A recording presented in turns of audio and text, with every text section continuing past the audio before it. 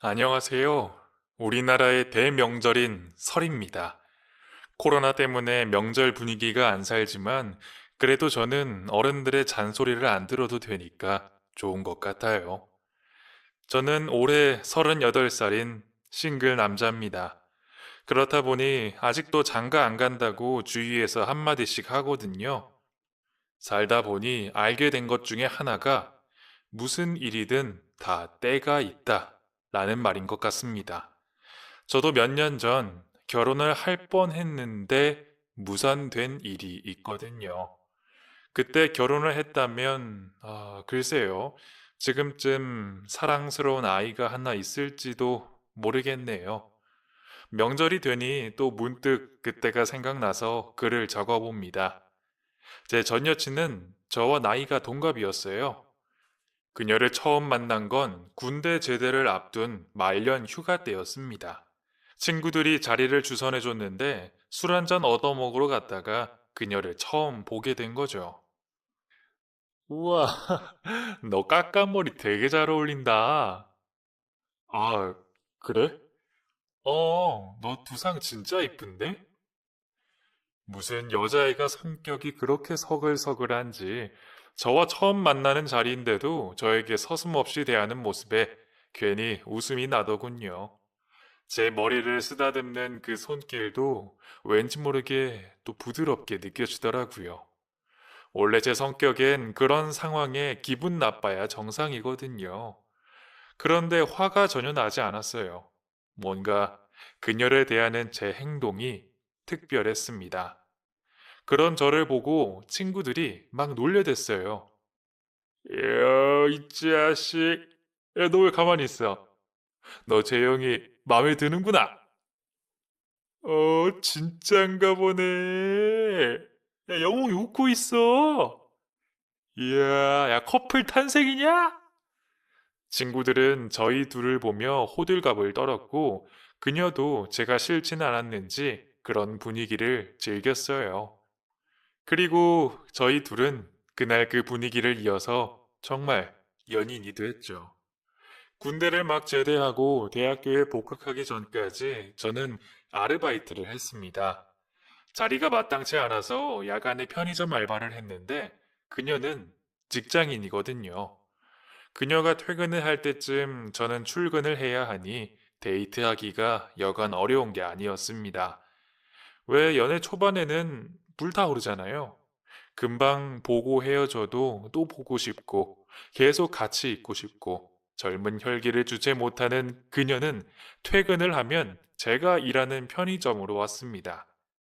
주인 아저씨는 제가 출근을 하면 집에 가시고 안 계셨기에 둘이 같이 있어도 뭐라 할 사람은 없었죠. 안 피곤해? 집에 그만 들어가서 쉬어. 집에 가도 그냥 TV만 보고 뒹굴거릴 건데 뭐. 여기서 자기랑 같이 있는 게 100배는 재밌어. 그래도 여기 좁아서 불편하고. 괜찮아. 그런 거 신경 쓰지 마.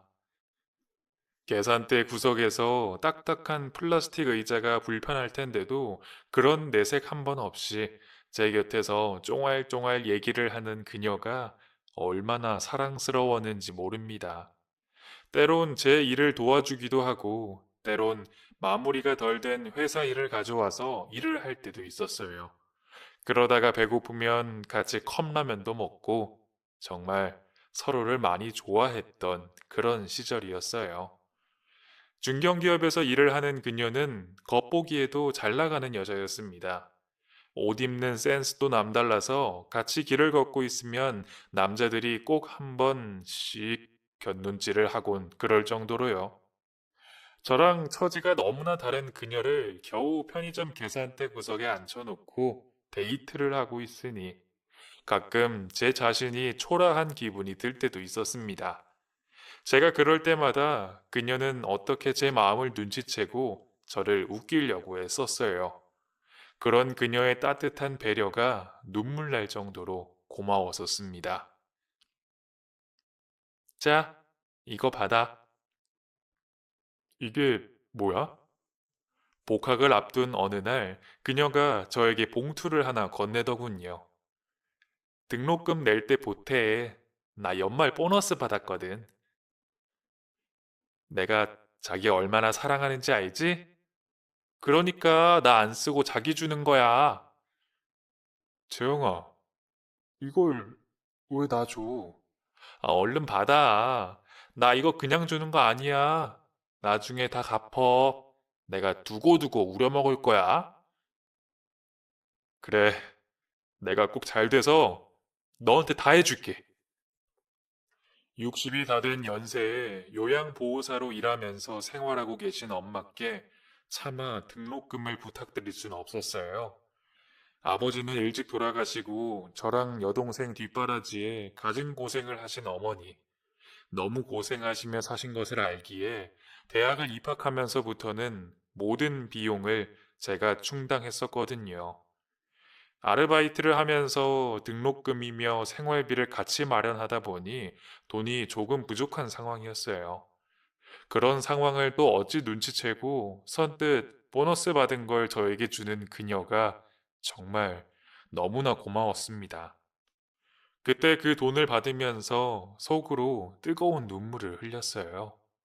정말 제가 바닥일 때 저를 믿어주는 이 한 사람에게 정말 잘해야지 다짐을 하면서요.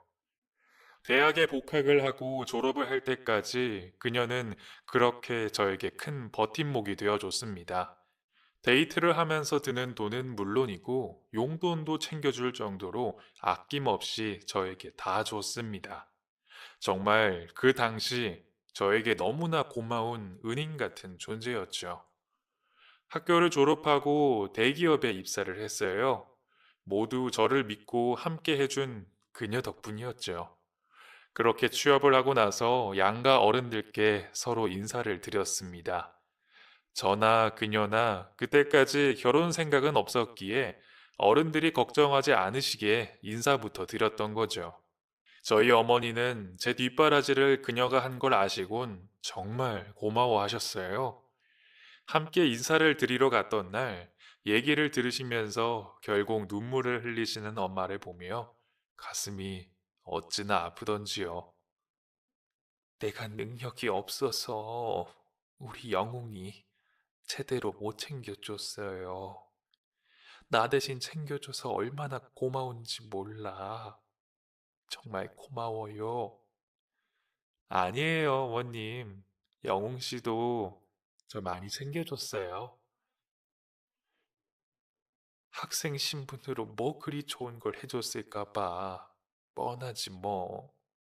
이제 영웅이도 회사 취직했으니까 좋은 거 많이 해달라고 그래요. 응?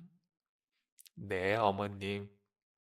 이제 직장 생겼으니까 천천히 준비해서 둘이 결혼하면 되겠다. 그지? 엄마의 결혼 얘기에 그녀는 얼굴을 붉혔어요. 그 모습이 얼마나 사랑스러웠는지 모릅니다. 제 인생의 동반자는 이 사람밖에 없다고 그렇게 생각했었어요. 엄마의 결혼 얘기에 저도 슬슬 결혼 얘기를 꺼내야 되겠다고 생각했죠. 하지만 그녀는 저와 생각이 달랐습니다. 나는 아직 결혼 생각 없어. 뭐라고? 나도 너 정말 사랑해. 물론 결혼을 한다면 너랑 할 거야. 그런데 아직 결혼하고 싶진 않아. 왜? 나 이제 자리 잡았잖아. 너 덕분에 졸업해가지고 회사에 취직도 했는데. 어쩐 일인지 그녀는 결혼을 원하지 않았어요. 저는 하루라도 빨리 결혼해서 얼른 자리를 잡고 싶은 마음도 있었는데 자유분방한 그녀는 그러고 싶지 않은 것 같았죠. 사실 결혼은 아직이라고 했던 이유를 조금은 눈치채고 있었습니다. 결혼해서 자기 일상이 무너지는 게 싫었던 것 같더라고요. 그녀는 친구들과 밤늦게까지 놀러 다니고 술자리도 좋아해서 그런 자리를 자주 다니는 걸 알고 있었습니다. 저랑 동석할 때도 있었지만 그렇지 않은 날도 잦았고요. 물론 밤 늦게까지 그렇게 다니니 걱정도 많이 되고 그랬죠. 혹시나 남자들이 여자친구에게 치근덕거릴까봐 걱정도 되고요. 그런데 여자친구는 제가 자기 일상에 간섭하는 걸 극도로 싫어했어요. 연애하고 1년쯤 있다가 제가 자제하는 게 좋을 것 같다고 얘기한 적이 있었는데 정색을 하더라고요. 제가 사랑하는 그녀에겐 지고지순하게 저를 뒷바라지해주는 모습도 있었지만 그런 자유분방한 모습도 있었습니다. 당장은 결혼 생각이 없다는 얘기를 들으며 솔직히 조금 실망은 했습니다. 그래도 그녀의 생각이 중요하니 마음이 바뀔 때까지 기다리자 마음먹었죠. 어차피 그녀도 저도 결혼은 서로 같이 할 거였으니까요. 회사를 다니면서 저는 벤처 사업을 준비했어요. 원래는 바로 제 사업체를 꾸리고 싶었는데 자금이 좀 부족해서 그 자금을 마련하고자 회사에 취직했던 거거든요. 1년 정도 회사 업무를 적응하고는 그 뒤부턴 조금씩 준비를 했습니다. 대학 때 알던 친구와 동업으로 준비를 했는데 그 친구 집안이 좀 사는 집이었어요. 친구 아버지가 사업을 하고 계셨기에 도움을 많이 받았죠. 어느 정도 구체적으로 사업을 진행하다가 회사에 취직한 지 3년 만에 저는 퇴사를 했습니다. 그러곤 사업에 올인했죠. 제 일을 하게 되니 직장 생활과는 180도 달랐습니다. 우선 출퇴근 시간이 정해지지 않은 생활을 하게 됐죠. 쉬는 날도 없이 한 달 내내 보내기도 했고요. 자연스레 그녀와 만나는 날도 뜸해졌어요. 그래도 매일 그녀에게 전화를 걸어 안부를 묻는 건 잊지 않고 했습니다. 저 때문에 불안해지지 않았으면 하는 마음이에요. 원체 놀기 좋아하는 사람이라 그런지 못 보는 날이 많아도 그리 힘들어 하진 않더군요. 가끔은 제가 더 서운할 정도였어요. 그렇게 연애를 6년 정도 하고 나니 그녀와 저는 정말 부부처럼 그런 사이가 돼버렸습니다. 서로의 일에 돈 터치하면서 관계는 계속 이어가는 정말 저와 그녀가 인연이라 그런지 그렇게 만남이 뜸한 상황에도 싸움 한 번을 안 했습니다. 보통은 관계가 소원해지면 어느 한쪽이 문제 제기를 하잖아요. 하지만 저희는 누구도 그러지 않았어요. 오랜만에 만나게 되더라도 어색하지 않고 시간을 보낼 수 있었죠. 연애 기간이 오래 이어지자 결혼하라는 양가 어른들의 얘기가 있었지만 저는 저대로 사업 때문에 바쁘고 그녀도 자기 생활을 하느라 결혼 생각이 여전히 없는 것 같았어요. 야, 너 재영이랑 왜 결혼 안 하냐? 글쎄, 예전엔 나도 결혼 생각이 컸는데 재영이가 생각이 아직 없는 것 같더라고. 지금은 나도 바쁘고. 야, 재영이 딴 남자 있는 건 아니지? 아이, 무슨 소리야. 그런 거 아니야. 친구들이랑 어울리기 좋아하는 그녀를 아는 친구들은 농담 반, 진담 반으로 딴 남자가 있는 거 아니냐는 이야기를 했는데요. 물론 저는 아니라고 했죠. 뭐, 술을 먹으면 사람이 충동적으로 행동하는 걸 모르는 바는 아니었으나 믿고 싶었어요. 내 여자를요. 가끔 술집에서 여럿이랑 어울리는 여자친구를 봤다는 얘기를 전해 들을 때도 있었어요. 심지어 무리 중에 어떤 남자와 가깝게 어울리더란 얘기를 들을 때도 있었고요. 그런 얘기를 들으면 솔직히 기분이 좋지는 않았어요. 불안하기도 했고요. 그런 마음에 그녀에게 물어보면 늘 솔직하게 얘기를 해줬습니다. 누가 자기를 좋아한다더라. 누가 연락처를 달라고 하더라. 있었던 일들을 다 이야기해줬어요. 그러면서 항상 나밖에 없다는 얘기도 같이 해줬습니다. 외박을 한다거나 통화가 안 되는 일은 한 번도 없었기에 저도 그런 그녀의 말을 믿어줬어요. 사람들과 어울리는 걸 좋아하는 거지 남자를 좋아해서 술자리에 가는 게 아니라는 걸 알기에 그녀를 믿을 수 있었습니다. 사업은 처음에 주춤했었는데 시간이 갈수록 자리를 잡아가면서 성과가 나오기 시작했어요. 아빠가 돼본 적은 없지만 마치 자식이 크는 걸 보는 기분이 이런 게 아닐까 하는 생각이 들 정도로 뿌듯했습니다. 저에겐 첫 사업이기도 하고 준비를 하면서 정성을 많이 쏟아 그런지 기분이 남다르더라고요.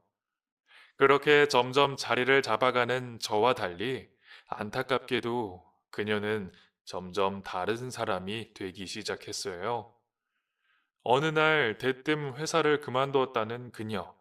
너무 갑작스러운 결정이라 무슨 일이냐고 물었습니다. 그냥 이제 그만 다니고 싶어서 라고 대답하는 그녀. 저한테 말 못할 일이 있었나 싶어 이런저런 얘기를 하며 떠봤지만 일을 그만하고 싶다는 얘기만 하더군요. 그러면서 나 용돈 좀 줄 수 있어? 라고 하더군요. 그런 그녀에게 결혼하자고 얘기를 했습니다. 제가 자리를 잡아가고 있으니 결혼해도 되겠다라는 생각을 했어요. 하지만 그녀는 아직도 결혼 생각이 없다는 얘기를 하더군요. 그쯤 되니 좀 의아했습니다. 왜 결혼을 하려고 하지 않는 건지, 내가 못 믿어온 건가 하는 생각도 들고요. 그날부터 그녀에게 용돈을 주기 시작했습니다. 사업이 잘 됐기 때문에 가능한 일이었어요. 매달 100만 원에서 200만 원은 줬거든요. 물론 제가 쓸 걸 안 쓰고 모아서 줬습니다. 일이 잘 됐다고는 하나 그래도 사업이라는 게 변수가 있으니까요. 그렇게 매달 용돈을 줘가며 지내는 동안 그녀는 점점 변해갔어요. 자기 관리는 정말 잘하던 사람이었는데 어느 순간부터 살이 점점 찌더니 맨날 편한 옷차림으로 저를 만나고 둘이 나누는 대화도 친구들 호박씨를 까는 얘기만 주구장창 하더군요. 보다 못한 저는 그녀에게 다시 일을 하라고 했습니다. 재영아, 다시 일 시작하는 거 어때? 왜? 너 요즘 힘들어 보여. 그러지 말고 다시 일하자. 못하면 우리 사무실에 출근해도 돼. 일하기 싫다고 했지. 나 용돈 주기 싫어서 이러는 거야? 아니, 재영아. 사람이 이렇게도 변할 수 있는지 그때 알았습니다. 제가 예전에 정말 사랑했던 그 사람은 더 이상 어디에도 찾아볼 수가 없었죠. 그런 그녀를 바라보면서 싫다기보단 안타까운 마음이 더 많이 들었어요. 다시 원래의 그녀로 돌아오기를 정말 바라고 바라고 또 바랬습니다. 변한 그녀의 모습 중에는 술에 취한 모습도 있었어요. 일주일에 3, 4일은 술에 취해 있었거든요. 처음 만날 때부터 그렇게도 술자리를 좋아하더니 결국 술 없이는 하루가 안 되는 것 같았죠. 정말 답답했습니다. 제가 이 사람을 어떻게 해줘야 할지 막막했어요. 말로 한다고 듣지도 않고 일하는 중에도 몇 번이나 그녀의 술 취한 목소리를 들어야 했습니다. 재영아, 나 지금 회의 중이야. 나중에 내가 전화할게. 너 지금 잘 나간다고 나 무시하는 거야? 뭐? 너 내 전화 끊기만 해봐. 내가 회사로 찾아갈 거야. 맨정신이 아닌 사람과 대화를 하는 건 정말 힘들었어요. 특히 일하는 도중에 그럴 때는 정말 미치겠더라고요. 아무리 제가 힘들 때 그녀의 도움이 컸다고 하더라도 사람이 정도라는 게 있잖아요. 계속 이렇게 끌려다니면 안 되겠다는 생각이 들더군요. 그녀에게 단호하게 이야기해야겠다는 마음을 먹고 만났습니다. 다행히 그날은 술 취하지 않은 모습으로 나왔더라고요. 너 계속 이러면 나도 못 도와줘. 너 술 안 끊으면 나도 용돈 안 줄 거야. 안 돼. 그러는 게 어딨어. 네 모습을 좀 봐. 이게 정상적인 생활을 하는 사람이니? 맨날 술에 취해서 자기가 무슨 짓을 하는지도 모르고 내가 주는 돈이 너를 이렇게 만드는 것 같아. 아니, 확실해. 아니라니까. 나 이제 술 안 마실게. 응? 용돈을 끊겠다는 말에 화들짝 놀라서 싹싹 빌더군요. 그 모습을 보면서 참 착잡했습니다. 우리가 왜 이렇게 된 건지 한숨만 나왔죠. 그렇게 대화를 하는 중에 그녀의 핸드폰이 울렸습니다. 발신자를 보더니 황급히 핸드폰을 덮더라고요. 수상했어요. 그리고 뭔가 직감이 왔죠. 그녀의 핸드폰을 뺏어서 제가 받았어요. 전화기 넘어 들리는 목소리는 남자였고 그녀에게 자기라고 부르더군요. 아, 갈 때까지 가는구나. 저는 아무 말도 않고 전화를 그녀에게 돌려줬어요. 그러고는 그 길로 커피숍을 나와버렸죠. 말없이 차로 가는 길에 저를 쫓아오는 그녀는 제 팔에 매달리더군요. 자기야, 잘못 걸린 전화야. 나 모르는 사람이야. 진짜라니까? 그 말을 나더러 믿으라는 거야? 내가 그렇게 바보 등신 같아? 진짜야. 나 정말 모르는 사람이야. 믿어줘. 급기야 그녀는 울음을 터뜨렸고, 그런 그녀를 두고 저는 차를 몰아 집으로 와버렸습니다. 그날 혼자서 술을 얼마나 마셨는지 모릅니다. 너무 괴로웠어요. 계속 우리 관계를 끌고 가야 할지, 어째야 할지 너무나 갈등이 됐습니다. 예전에 저에게 정말 큰 힘이 되어줬던 그 시절의 그녀가 생각나서 도저히 매정하게 할 수가 없는데도 다른 사람이 되어버린 그녀 때문에 저는 상처받고 있었습니다. 다음날 눈을 떠보니 집에 그녀가 와 있었어요. 일찍 온 모양인지 콩나물국을 끓여놨더군요. 웬 술을 그렇게 많이 먹었어? 아, 언제 온 거야? 밥부터 먹어. 먹고 얘기해. 식탁 맞은편에 앉은 그녀는 오랜만에 맨정신인 것 같았어요. 제가 밥을 먹는 동안 혼자 이런저런 얘기를 하더군요. 옛날로 돌아간 것 같았습니다. 우리가 처음 연애를 할 때 편의점 계산대 구석에서 쫑알쫑알 얘기하던 그때 그 모습이요. 어제 제가 그렇게 가버리고 정말 반성을 많이 했다면서 이제는 실망시키지 않겠다며 한 번만 더 봐달라고 했습니다. 그러면서 닭똥 같은 눈물을 흘리는데 그 모습을 보는 게 얼마나 마음이 아프던지 결국 저는 그녀를 용서해주고 말았어요. 정이라는 게 이렇게도 무서운 거라는 걸 그때 조금 알게 된 것 같았습니다. 그녀가 미운데, 정말 너무 미운데, 다시 받아줄 수밖에 없는 제가 한심하고 또 바보 같고 등신 같았지만 어쩔 수 없었어요. 야박하게 내칠 수가 없는데 어떡하겠습니까? 그 일이 있고 그녀는 정말 정신을 차린 것 같았어요. 술도 입에 안 대고 가끔 사무실로 찾아와 저와 시간도 같이 보내고요. 오랜만에 생기 있는 모습을 보니 보기 좋았습니다. 다시 예전으로 돌아간 것 같은 기분에 우리 사이가 원상복귀 되는 것 같았죠. 작은 해프닝은 있었지만 솔직히 문제 없는 커플은 없잖아요. 이런 위기들을 넘기면서 우리 사이는 더 끈끈해진다고 생각했어요. 하지만 그 생각은 저 혼자만의 착각이었습니다. 역시나 사람은 고쳐 쓰는 게 아닌 거였죠. 처음에는 애쓰는 듯 보였어요. 저랑 만날 때 술도 안 마시고 운동도 시작했다 하고요. 옷도 갖춰 입고 나오고 그러기에 정말 마음 단단히 먹었구나. 그렇게 생각했죠. 그런데 다른 데서 또 문제가 생기는 겁니다. 이번 달 용돈 통장으로 송금해 놨어. 아, 정말? 고마워. 모자라진 않지? 그래도 아껴 썼어. 나도 지금은 일이 잘 되지만 그게 계속 갈지는 모르는 거니까. 알았어. 근데 있잖아.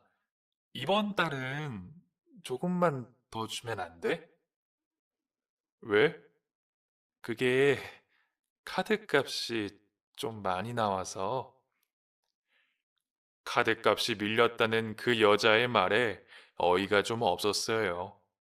다달이 200만 원은 보낸 것 같은데 그 돈을 다 쓰고도 카드값이 밀렸다고 하니 대체 어디다가 돈을 쓰는지 의아했죠.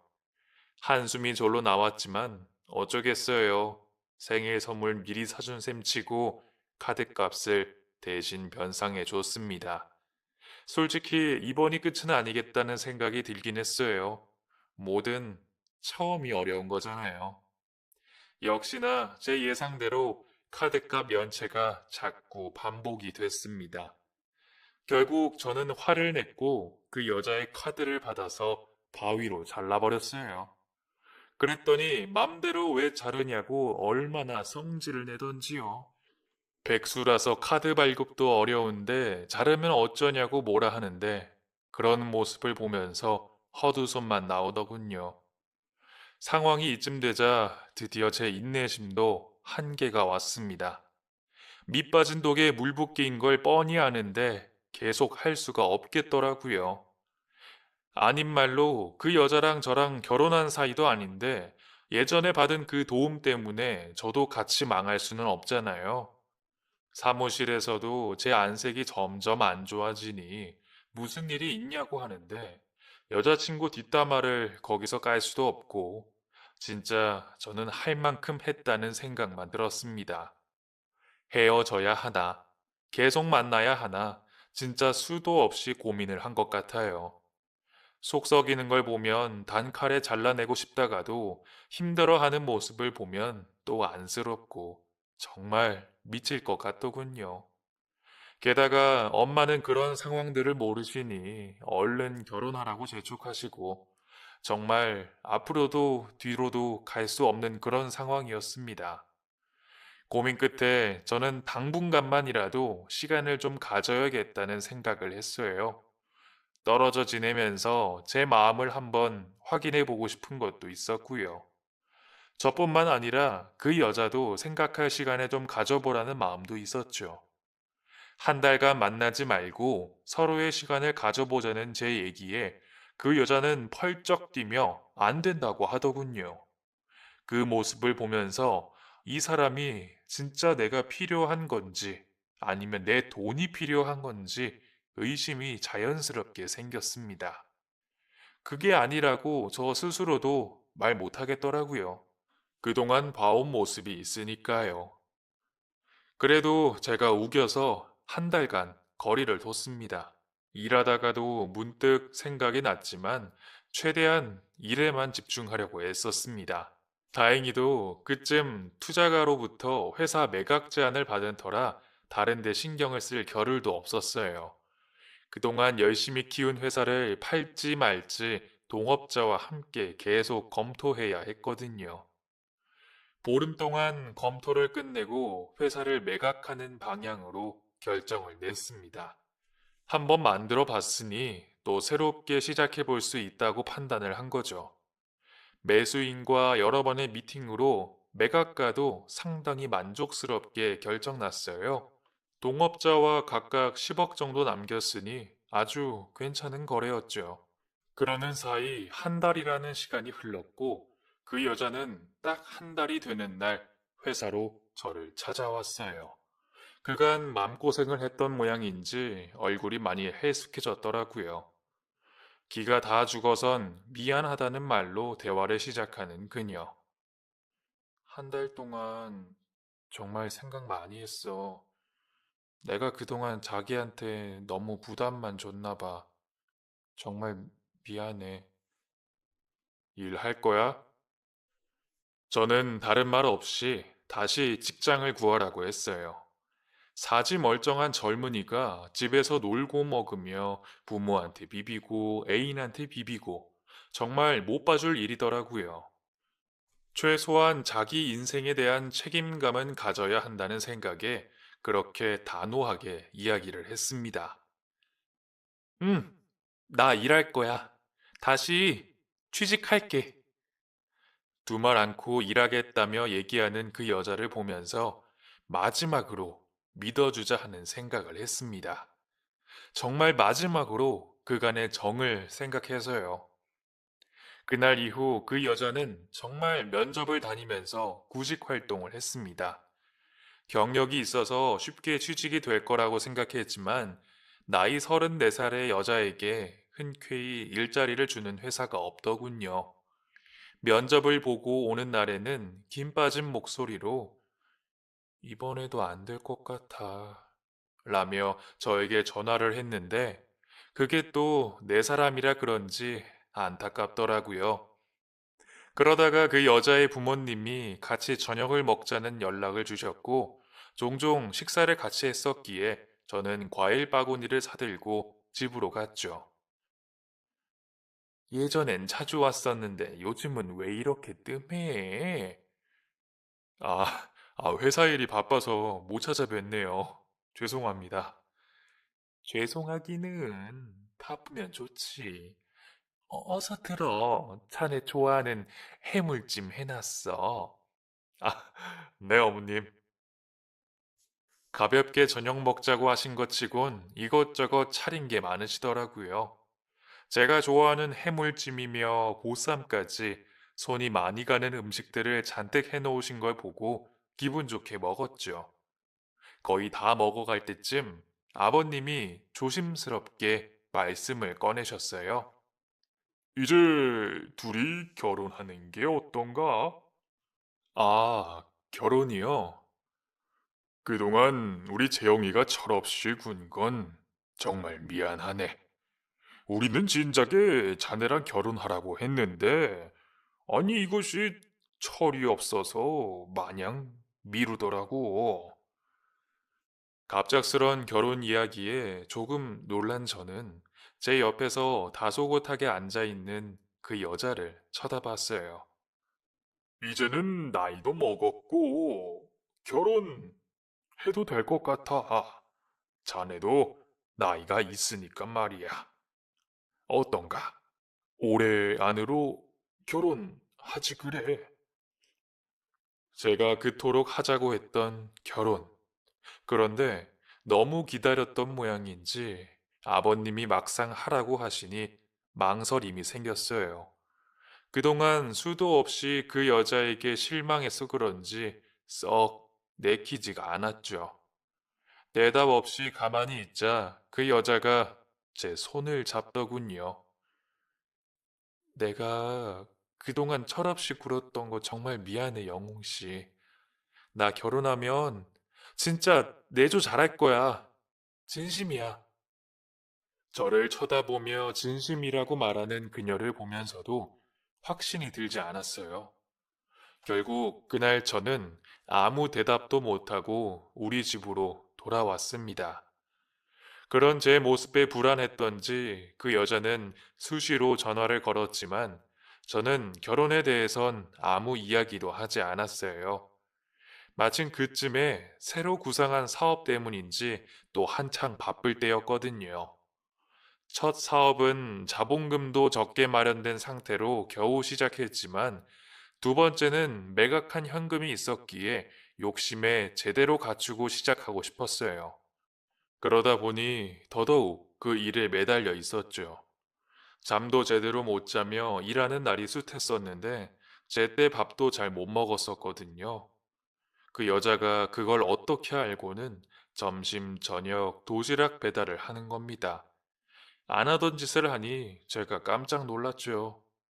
갑자기 왜 이러냐니 내가 내조한다고 했잖아 라며 정말 도시락만 딱 갖다 주고 아무 말 없이 가는 거였어요. 제가 바쁜 거 안다고 자기는 갖다 주는 도시락을 먹는 것만으로 감사하다며 얘기하는 그 여자를 보며 진짜 의아했죠. 죽을 때가 됐나 싶을 정도로 너무나 변한 모습이었습니다. 그 여자는 그 짓을 꼬박 한 달을 하더군요. 물론 그 여자 어머님이 도시락을 만들어 주시고 그 여자는 배달만 하는 거였지만 한 달을 하루도 빠짐없이 그러는 걸 보고 저도 모르게 감동을 받은 모양이었습니다. 결국 한 달이 지났을 때 저는 그 여자에게 결혼하자라고 말을 했습니다. 솔직히 다시 예전으로 돌아갈까봐 걱정도 됐지만 그렇게 무리수를 두고 말았죠. 결혼을 결심하고 양가 상견례를 시작으로 본격적인 결혼 준비가 들어갔어요. 저는 새로 시작하는 사업 때문에 바빴기에 결혼 준비는 모두 그 여자에게 일임을 했죠. 뭐, 예비 장인 장모님이 곁에서 도와주실 것 같아서 믿고 맡겼어요. 자, 카드. 결혼 준비하는데 필요한 건 이걸로 사. 알았어. 근데 우리 신혼집은 어디 구해? 음, 회사 근처로 할까 싶은데. 일단 우선 네가 적당한 데 알아봐봐. 같이 못 다녀서 미안해. 지금 중요한 시기라서. 알았어. 내가 알아서 할게. 그 여자한테 다 맡기는 것 같아 미안했지만 어쩔 수 없었습니다. 그런 제 마음을 아는지 알아서 하겠다고 씩씩하게 말하는 그 여자를 보면서 흐뭇하기도 했죠. 부부라는 이름으로 더 끈끈한 관계가 되는 것 같아서 그것도 너무 좋았어요.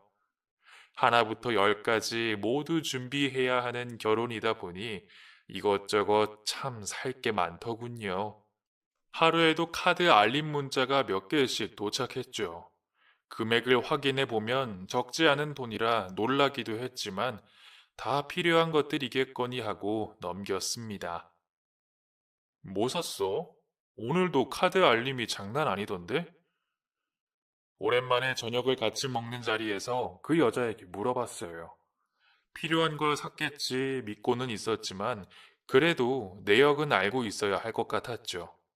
카드 누적액이 5천만 원이 넘어가고 있었거든요. 아, 우리 예물이랑 신혼여행지 예약하고, 음, 아, 엄마 가방도 하나 샀어. 결혼 예물만 3천만 원이 넘는다는 얘기에 깜짝 놀랐습니다. 물론 좋은 걸 하면 그 정도는 되겠지만, 그래도 과하지 않나 하는 생각이 들었거든요. 신혼여행도 옵션을 최대로 다 넣어서 예약했고, 같이 다닌 어머님 고생하셨다고 명품백도 하나 사드렸다는 말에 조금 당황했습니다. 결혼 준비를 괜히 다 맡겼나 하는 후회가 살짝 되더군요. 새로 시작한 사업에 자본금이 꽤 들어가는 터라 투자 유치도 따로 해야 하는 상황인데 예산에도 없는 지출을 기분 따라 했다니 좀 속상했습니다. 그렇다고 이미 산 것들을 반품하라고 하기도 그렇고 골이 지끈지끈 아파오더군요. 말하기가 싫어서 가만히 있었더니 눈치도 없는지 그 여자는 계속 말을 이어나갔습니다. 우리 집은 언제 계약해? 내가 보니까 자기 회사 앞에 신축 아파트 있던데 거기로 계약하면 될 것 같아. 34평짜리가 이쁘게 나왔더라. 거기로 하자. 그래? 아니, 나는 회사 앞에 오피스텔, 거기서 시작하는 게 좋을 것 같은데. 뭐? 오피스텔? 싫어. 나 내 친구들 오피스텔에서 시작하는 애들 한 명도 없단 말이야. 적은 나이에 결혼하는 건 아니지만, 그래도 시작은 조금 가볍게 하고 싶었어요. 이것저것 자금 융통할 게 많았기에 부담을 줄이고 싶었거든요. 그런 제 속은 알지도 못하고 계속 34평짜리 아파트를 고집하는 겁니다. 자기 친구들 얘기를 들먹이면서요. 결국 그날은 둘이서 결론을 못 내고 헤어졌어요. 도저히 제 말이 먹히질 않더군요. 다른 건 다 포기해도 집은 안 된다면서 나중에 집들이도 해야 하는데 오피스텔의 친구들을 어떻게 부르냐는 말에 진짜 저는 학을 뗐습니다. 솔직히 살림이랑 뭐 이런저런 거 다 제 돈으로 준비하는 거였거든요. 처가에서 돈을 얼마 챙겨주시긴 했지만 2천만 원이 다였어요. 그 여자가 산 예물값도 안 되는 2천만 원이요. 나머지는 다 제 주머니에서 나오는 돈인데도 개념 없이 구는 모습이 어처구니가 없는 겁니다. 그렇게 갈등을 겪다 보니 왠지 모르게 뒷골이 싸해지는 거죠. 아, 안 변했네 하는 깨달음 때문에요. 결혼을 계속 진행해도 될까? 하는 회의감이 들기 시작했습니다. 한 번 하고 나면 돌이킬 수도 없는데 정에 이끌려서 이래도 되나 하는 생각에 불안감만 커져갔습니다. 그 의심이란 게 정말 독이더라고요. 얘기 좀 해. 퇴근을 앞두고 문자가 왔어요. 하루 종일 숫자랑 싸우고 겨우 쉬려고 하는데 문자를 보니 두 통이 올 것 같았죠. 사무실 앞까지 찾아왔길래 어쩔 수 없이 카페에서 만났습니다. 집, 어쩔 거야? 나는 오피스텔로 맘 먹었어. 그러니까 너도 맘 바꿔. 우리 둘이 사는데 당장 34평까지 필요 없잖아. 진짜 이럴 거야? 내 입장 같은 건 하나도 생각 안 해줘? 재영아, 그럼 나 이 결혼 안 할래. 뭐라고? 세상에 34평 아파트 안 한다고 파혼하겠다니. 그게 진짜 34살 먹은 백수 예비 신부가 할 소립니까? 저는 그 순간 정말 확신을 가졌습니다. 얘랑 결혼하면 폐가 망신하겠다라고요. 두 말 없이 그 자리를 박차고 나왔습니다. 뒤에서 저를 불렀지만 듣지 않고 바로 제 차에 탔습니다. 집에 도착해 그 여자에게 문자를 보냈어요. 우리 결혼 없던 걸로 하자. 예물은 2천만 원치 가져가. 나머지는 다 취소해. 문자를 보내자마자 전화가 오고 난리가 났어요. 저는 전화기를 꺼버렸습니다. 그리고 간단하게 옷가방을 챙겨서 집도 나와버렸어요. 분명히 집으로 찾아올 거니까요. 회사 근처 호텔에 가서 방을 잡고 그날은 아무 생각 없이 쉬었습니다. 이튿날 아침 눈을 뜨는데 왠지 모르게 개운했어요. 마음이 홀가분하더라고요. 내내 저를 괴롭혔던 어떤 문제가 해결된 것 같았어요. 꺼뒀던 핸드폰을 확인했더니 전화와 메시지가 수십 통이 와 있더라고요. 깔끔하게 다 삭제하고 개운한 마음으로 저는 출근을 했습니다. 사무실에 갔더니 그 여자가 와 있더군요. 저를 보자마자 무릎을 꿇고 싹싹 빌었어요. 자기야, 내가 잘못했어. 나 오피스텔, 아니, 원룸에 살아도 상관없어. 그러니까 파혼하자는 말 하지 마. 어? 잊었나 본데 파혼하자는 말은 네가 먼저 했어. 왜 나한테 뒤집어 씌우냐? 아, 홧김에 한 말이지. 설마 내가 본심이었겠어? 그게 본심인지 아닌지 내가 어떻게 알아? 이만 나가줘. 나 일해야 해. 울고불고 하는 그녀를 깔끔하게 무시했죠. 진짜 미련스럽게 해줄 거 다 해주고 나니 남는 미련이 하나도 없는지 그런 모습이 하나도 안쓰럽지 않더라고요. 미적미적거리며 나가는 그 여자를 향해 눈길 한번 안 줬습니다. 같이 일하던 동료들도 그런 저를 보며 깜짝 놀라더군요. 매번 바보 천치처럼 다 맞춰주고 살던 사람이 냉정하게 쳐내는 모습을 보니 놀랄만도 하겠죠. 며칠 뒤에 그 여자의 부모님이 저를 만나자고 찾아왔습니다. 어떻게든 제 마음을 돌리려고 애쓰시는 모습을 보니 오히려 더 질리더라고요. 어머님, 아버님, 저 할 만큼 했잖아요. 재영이 저 학교 다닐 때 많이 챙겨준 거 맞아요. 그게 고마워서 여태껏 저도 많이 참았습니다. 알지, 알지. 내가 잘 알지. 그러니 한 번만 더 참아주게. 지금 이렇게 헤어지면 우리 재영이 어떡하나? 어떻게든 저를 붙잡으려고 애쓰시는 두 분을 보니 마음이 또 약해지더군요. 하지만 끝끝내 단호하게 나갔습니다. 정말 정이 뚝 떨어진 모양이었죠. 그렇게까지 단호하게 나갈 수 있을 줄은 저도 몰랐거든요.